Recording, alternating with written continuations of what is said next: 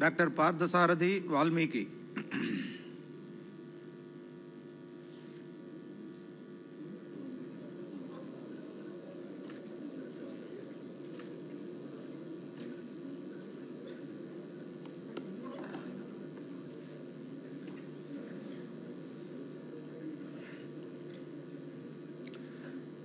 Doctor Parthasarathi Valmiki అని నేను శాసనసభ్యుడిగా ఎన్నికైనందున శాసనం ద్వారా నిర్మితమైన భారత రాజ్యాంగం పట్ల నిజమైన విశ్వాసం, విధేయత చూపుతానని, భారతదేశ సార్వభౌమాధికారాన్ని, సమగ్రతను కాపాడుతానని, నేను స్వీకరించబోయే కర్తవ్యాన్ని శ్రద్ధాశక్తులతో నిర్వహిస్తానని దైవసాక్షిగా ప్రమాణం చేస్తున్నాను.